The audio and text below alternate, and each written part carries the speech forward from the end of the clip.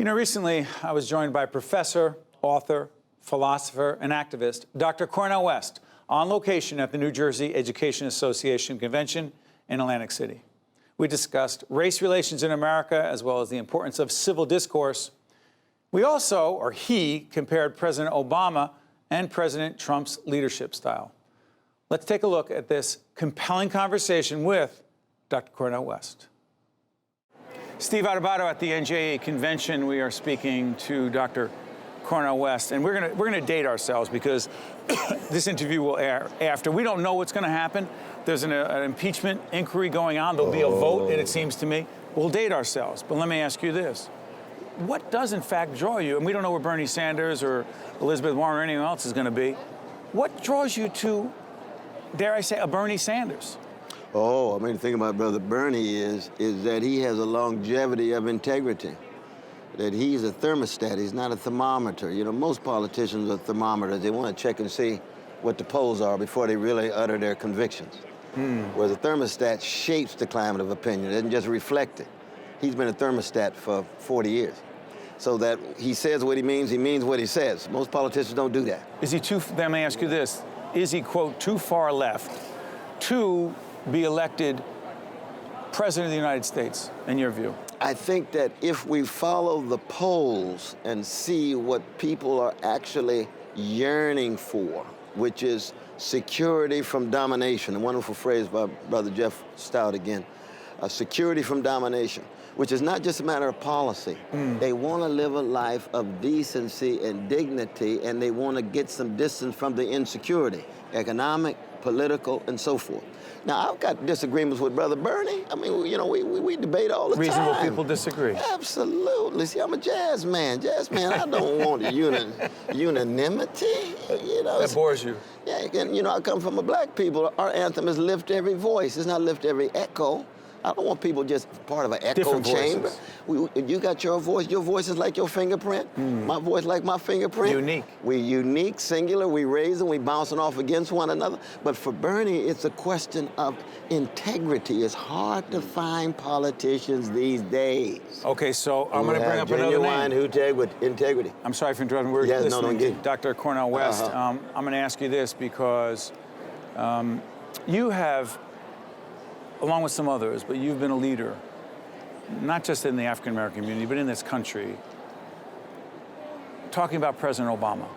Absolutely. His tenure and his legacy, Absolutely. which, in your case, talking about him, has not always been pleasant and positive. That's right. What is the problem, in your view, with the Obama presidency, and what are the ramifications of it? Loaded question. And what the heck does it have anything to do with Donald Trump being president now? I know I just asked, Well, I broke the rule, I asked three questions at once, but go ahead. But that third question about the backlash, there is an element You of real believe that? backlash. Oh yeah, there's no doubt about that. We're talking about a slice of our fellow citizens, not vast majority, but a slice of our fellow citizens. Enough to make a difference. That's right, Absolutely. in key states, but go ahead. In key states too. But no, you see, my dear brother Barack Obama, he and I started very closely together. I supported him in 2008, supported him in 2012, actually. In Chicago. 65 events in 2008, no, all around the country. We started in Iowa and ended up in Ohio the night before. Well, what happened was I told him from the very beginning I was going to be a critical supporter. You see, because, you see, my calling in my lane is to try to tell the truth and be free. A politician's lane is not to tell the truth and be free, it's to get elected. So when we first met, I told him, I said, what is your relation to the legacy of Martin Luther King Jr. and Ella Baker, right? That has to do with poverty. It has to do with mass incarceration. It has to do with foreign policy and not dropping bombs on innocent people and so forth. So when he brought in the Wall Street folk and bailed out Wall Street rather than homeowners. 2008? 2008. 8 and 9? When he had the meeting in March of 2009 with the CEOs from Wall Street and said, I stand between you and the pitchforks, but I support you, I will protect you, and not one Wall Street criminal went to jail, and yet mass incarceration is still expanding on the ground with poor and working people of all colors, disproportionately chocolate, And when they continued to drop those drones in Afghanistan and Pakistan and Libya and Somalia, and they knew they were also killing innocent people. You see, just as a Christian and as a person, I had to go at him and say, look, that is wrong, You told him, sorry for brother. interrupting, Dr. West, you told him directly what you thought. Yes, I did. You said before listening is important. Being open to other points of view, that's important, particularly for a leader. As a student of leadership, I'm fascinated by the role of listening to others. Yes. Was President Obama listening to you? I think initially he was, but he got disproportionately influenced by the Wall Street people, the Tim Geithners and Larry Summers, who were so tied to Wall Street at that time, and Brenner, who was tied to the counterterrorist policies of drones and what have you, and trashing the whistleblowers when it came to surveillance, Manning, Snowden, and so forth. So I had to be true to my own calling, which is to tell the truth, no matter what color the president is. And him being black, you don't even sit there and go, at no point do you say, you know what, our first African-American president, incredible historical significance, let me back off a little bit. You don't think to yourself, a second? Well, no, what I did was I always salute his unprecedented symbolic significance as the first black president. That's an indictment of white supremacist ideology and practice. I always give him credit. I love his brilliance. I love his poise. We miss that now with Trump, no doubt about that.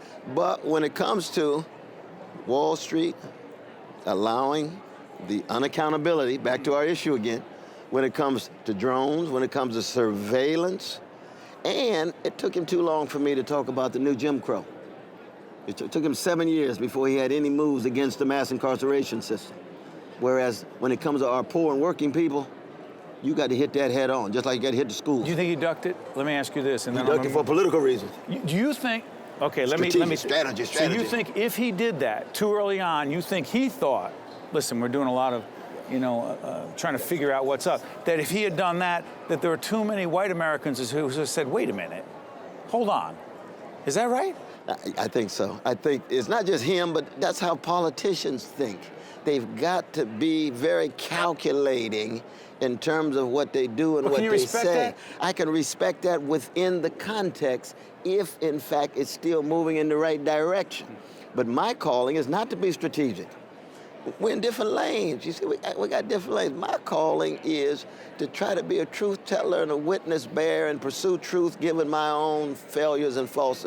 Not to win.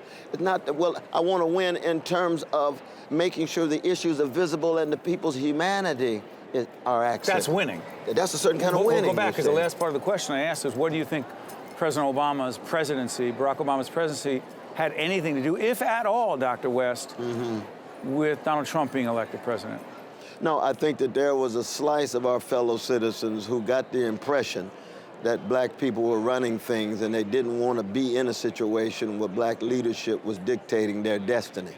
Now, the irony was Obama's leadership was tied to Wall Street, tied to military-industrial complex. Pretty white. He didn't say too much about race. Remember, he wouldn't say too much about race. And I would say over and over again, I'm not talking about race just in terms of skin pigmentation. Race is about integrity, honesty, decency, generosity, and the humanity of people who have been hated and dominated. I would say exactly the same thing if we had a black supremacist civilization and white brothers and sisters have been enslaved for 400 years, or enslaved for 244 years, Jim Crow for 100 years, and you got white bodies hanging from trees where you had black fight, then you got to be in solidarity with the white brothers, because it's a moral and spiritual issue. By the way, as Dr. West talks about this, do yourself a favor, go on our PBS website. Dr. Gates, Henry very Louis important Gates. work. Henry Louis Gates, really important work talking about the lynchings that went on in our country after the Civil War, and the museum that is dedicated to telling that part of the story. Brian Stevenson. That's tremendous. Yeah, that's brother Brian down in Montgomery. I saw that interview. Let me ask you this in the couple minutes we have. When it comes to race and our ability to talk to each other, yes, openly, honestly, with respect, as opposed to who are you with, Trump or not? Right. Are you here or are you here? Right. But I'm not saying Trump is all about race. What I'm asking is, how hopeful are you, Dr. West, that we moving forward can have meaningful, respectful dialogue without all the vitriol and hate? Loaded question, I know, as we finish up. No, the thing is, we've got to first begin with ourselves. Are we willing to make sure we revel in the humanity of other people even when we disagree with them? To give them the benefit of being right or wrong, recognizing we can be right or wrong, and then pursue the dialogue together. As opposed to demonizing them, they must be bad people if they don't agree with me. That's right. No, that's not, and that's just not true, because all of us have various kind of blindnesses. All of us have various kind of shortcomings and myopia. And to the degree to which we think we're pure is a degree to which we're just reproducing the myth of America ourselves. We're so innocent. So you got a lot of liberal self-righteousness out there. Liberal self-righteousness. Oh, yeah, they look down on the working people, look down on conservative people, think that somehow they've got access to a truth, and these folk are just ignorant. That's innocence, too. We were criticizing the innocence at the beginning. All of us have failures. Try again, fail better. That's Samuel Beckett. Try again, fail better. All of us have certain elements of failure built inside of who we are. The question is, can we accent the best of who we are? Because all of us have some real potential. But I tell you what, you still sound optimistic to me. Well, I'm full of hope, not optimism. I'm a prisoner of hope, but not optimism. Real quick, what's the difference? Hope means you're going to keep moving regardless of what the circumstances are. No matter what the evidence is, you keep loving, you keep fighting for justice. Optimism means, what does the evidence look like? Does it look like it You're not even looking for evidence. You're just hopeful. Looking for evidence. That's exactly right. Well, let me say this. I am hopeful, and I'm also optimistic and confident that folks who took the time to watch and listen to Dr. Cornel West for this very in-depth interview here in Atlantic City at the New Jersey Education Association will be better for it, because they'll be questioning themselves. And I cannot thank you enough. You honor us. As long as your show is on, that's a sign of hope right there. I'm using that endorsement, Dr. West. Oh, please. I say yes. Thank you. I'm in your corner, brother. Appreciate it.